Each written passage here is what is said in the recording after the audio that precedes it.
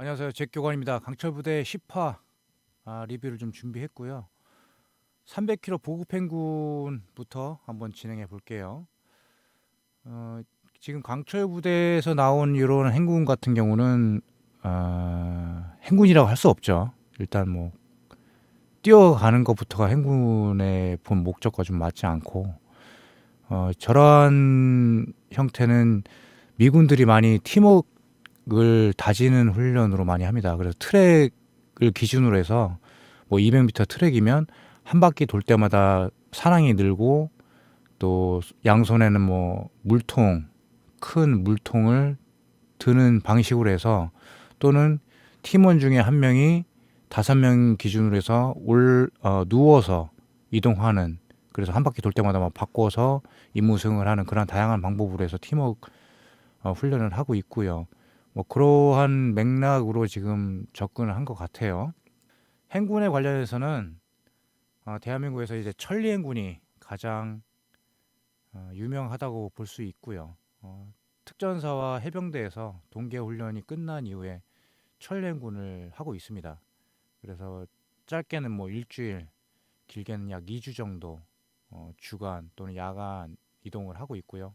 하루 8시간 기준으로 해서 1시간에 4에서 5km 정도 완전 무장을 짊어진 상태에서 이동을 하는데 야지도 있고 뭐 산악기동도 있고 해서 쉽지만 않습니다. 그리고 2, 3일 동안은 가장 극심한 고통, 특히 뭐 물집도 잡히고 여러 가지 상황이 좋지 않은 상황에서 이동을 하는 훈련이다 보니까 이러한 천리 행군 때문에 부대를 다른 부대로 옮기는 그런 사례도 간혹가다 있다라고 말씀드릴 수 있을 것 같아요. 그래서 특수부대의 어떤 밝은 면보다는 이런 어두운 면도 감내하지 않으면 특수부대의 생활을 하는 게 다소 제한이 될 수 있다라는 부분 한번 짚고 넘어가고 싶네요. 자, 300km 보급 행군인데 또 IBS가 나왔어요. 그래서 IBS를 왜 넣는지 일단은 좀 의아하긴 한데 제가 지금 짚고 넘어가야 될 부분이 몇 가지 있어서 한번 말씀을 좀 드릴게요. 일단은 지금 해안에 가까운데 여러분들 혹시 파도가 왜 생긴다고 생각하시나요? 파도는 바람에 의해서 바다 수면 위에 생기는 게 파도라고 합니다. 그런데 이 파도가 높고 낮은 차이는 이 수 중에 안반이 높게 있으면 그 주위에는 파도가 높게 있는 거거든요. 그래서 이 안반 근처에는 특히 수중 상황도 그다지 좋지 않을 것이다. 그래서 이러한 파도가 생길 수밖에 없다. 그래서 김경백 팀장이 꽤 군생활을 오래 한 걸로 알고 있어요. 하지만 이제 목표 지점이 이 우측에 지금 보이지 않는 부분이 저반점인데 왜 이렇게 가까이 근접을 해서 파도의 측면에 보트를 부딪히게 했는지 좀 의아스럽고 이한유도 약간 좀 의심이 돼요. 어, 하지만 그것까지 감안해서 접근을 하는 게 맞았다. 그리고 지금 파도가 측면으로 보트를 덮을 수 있는 조건이 된다면, 만약에 제가 팀장이라면 파도를 거슬러서 일단 나가려고 노력을 할 것이다 라고 생각을 했고, 지금 전반적으로 목표 지점은 보고 갔으나 이한류 또는 이 파도에 의해서 저반 지점이 약간 좌측으로 치우치지 않았나라는 생각이 들어요. 그 상황에서 일단은 극복하려고 했는데 쉽지 않은 상황이 됐고 보트 안에 물이 침수되는 그런 상황까지 연출이 됐다.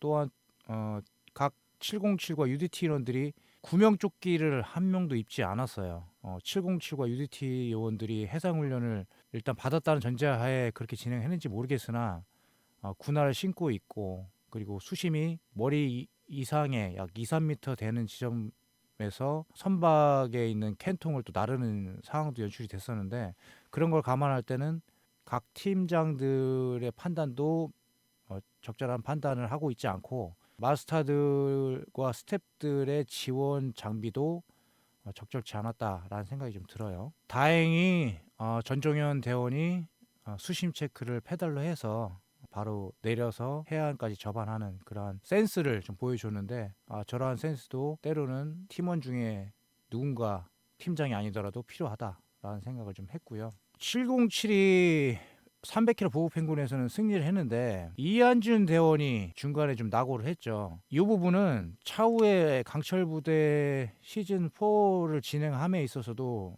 스태프들이 바짝 좀 신경 써야 될 부분이라고 생각을 하는 게, 외줄은 다른 종목과 겹치게 되면 맨 처음에 시작하는 게 맞습니다.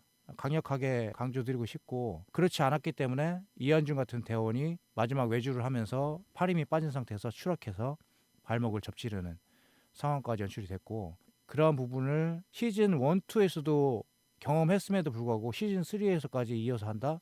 이거 스태프들의 역량을 의심할 수 있는 대목이다라고 말할 수 있을 것 같아요.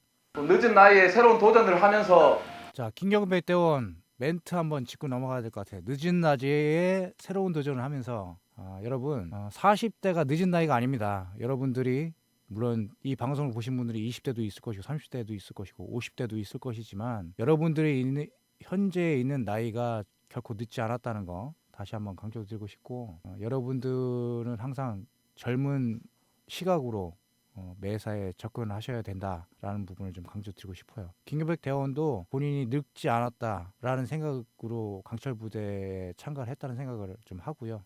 그러한 마인드를 항상 지니고 있다면 모든 일이 잘 진행이 될 것입니다. 그래서 다시 한번 말씀드리지만 늦은 나이라는 멘트는 적절하지 않은 것 같아요. 이어서 특수전사령부 방문 707 결승 준비 편에 대해서 리뷰를 좀 준비해 봤는데요. 일단 대테러 부대답게 차량 대테러 훈련과 레펠 훈련을 볼 수가 있는데, 이 부분을 좀 제가 리뷰를 좀 해드릴게요.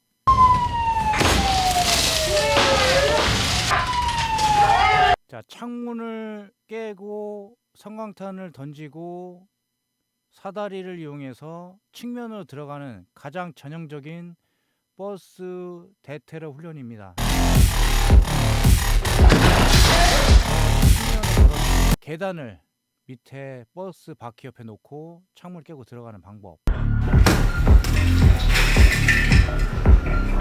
버스 측면으로 사다리를 괜 상태에서 들어가는 방법이 있습니다. 지금 대한민국 707 부대와 요 영상과의 차이점은, 그리고 707은 최초의 창문을 탄약에 의해서 완벽하게 깨트린 상태에 들어가는데, 요 영상에서는 손망치를 이용해서 깨고 들어가게 되죠. 차이점이 뭐냐? 이런 상태에서 들어가게 되면 진입하면서 무릎, 등, 발목 같은 부위에 유리 파편에 다칠 수가 있는 그런 상황이 됩니다. 그래서 이러한 방법은 적절치 않다. 최대한 유리를 깔끔하게 깨고 깬 상태에서 들어가려는 시도를 해야 된다라고 말씀을 드릴 수 있을 것 같아요. 자, 오요한 요원 진입하면서 약간 문제점이 확인돼서 말씀을 좀 드릴게요.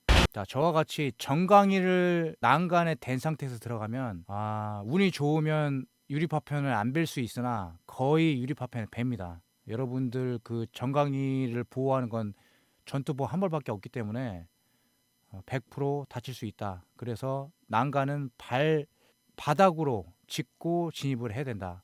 그러다 보니까 체구가 신장이 175 이상 되는 인원들, 180 이상 되는 인원들은 창문의 크기 때문에 진입하는데 상당히 제한상이 있다라고 말씀드릴 수 있을 것 같고, 그러다 보니 아무래도 체구가 작은 인원들이 버스 진입은 통상적으로 훈련하면서 또는 실전에서 활용된다라고 말씀드릴 수 있을 것 같아요. 레펠 훈련에 대해서 좀 말씀드릴게요. 아무래도 707은 이제 건물 진입을 주로 하는 대테러 부대다 보니까 건물 형태의 레펠 훈련장이 구성이 되어 있는데, 거의 대부분의 특수부대가 아닌 일반 부대들도 유격 훈련 중에 레펠 훈련을 많이 합니다. 기본적으로 레펠 훈련은 후면 레펠, 안자 레펠이라고도 하는데요. 저 레펠 훈련을 최초에 가장 먼저 하게 됩니다. 그래서 저 후면 레펠 또는 안자 레펠이 익숙해지면 이와 같은 영 레펠, 측면 레펠들을 연습하게 되는데요. 추가적으로 전면 레펠, 게리라 레펠이라고도 하죠. 저러한 레펠을 연습하게 됩니다. 707 요원들의 레펠할 때 잡는 손은 왼손인데, 여러분들이 주의하셔야 될 게, 처음부터 왼손으로, 오른손 잡이가 왼손으로 훈련을 하다 보면 엄청난 부담을 느끼고 훈련을 하게 됩니다. 그래서 처음에는 본인이 익숙한 손으로 제동을 잡고요.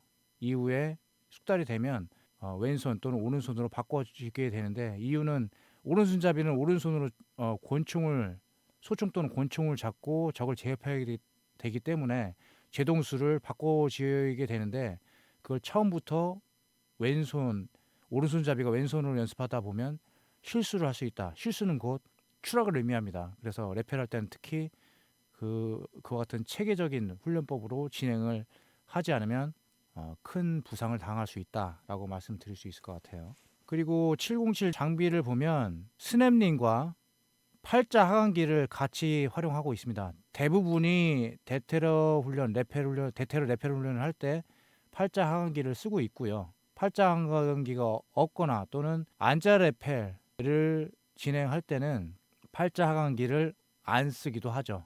안자 레펠이나 전면 레펠 모두 공이 팔자 하강기를 안 쓰는 경우도 있습니다.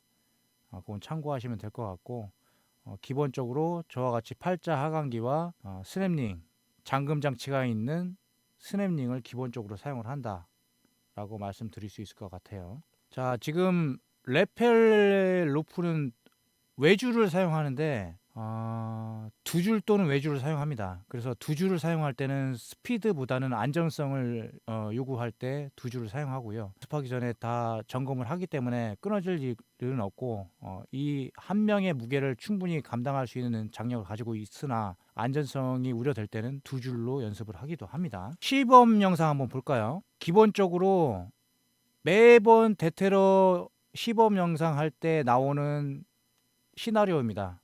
거기에 추가적으로 플러스 알파 된 게 있다면, 지금 보통 한쪽 면을 진입하려고 많은 인원들이 동시다발적으로 움직이는데, 이 측면에 다른 면의 위치에서 사주 경계를 하면서 적을 제압하려고 하는 노력, 이런 부분은 많이 발전된 3D 접근법이라고 볼 수 있죠. 2차원적인 사고에서 3차원적인 사고로 다른 측면에서도 접근하려고 하는 노력을 한다라고 볼 수가 있고, 저러한 부분은 높은 점수를 좀 주고 싶네요. 자, 통합 기동 사격은 선박부터 해서 헬기까지 거의 모든 지원을 해양 경찰에서 지원을 받았더라고요. 그래서 강철 부대라기보다는 강철 해경이라는 타이틀로 바꿔야 되지 않나라는 생각을 좀 했고, 물론 최영재 마스터가 강철 부대 3를 진행하면서 국방부에 문의를 많이 했을 거예요. 아마도 국방부에서는 보안상의 이유로 거절을 했을 거라는 합리적 의심이 좀 들고요. 그러던 중에 해양 경찰이 이러한 헬기 및 선박을 지원해 줬던 것 같은데, 다시 한번 해양 경찰에 감사의 말씀을 좀 전하고 싶고, 강철 부대 4에서는 국방부에서 좀 더 신경 쓰셔야 되지 않나라는 생각을 좀 하면서 다음 영상을 좀 볼게요. 자, 통합 기동 사격 파이널 미션이죠.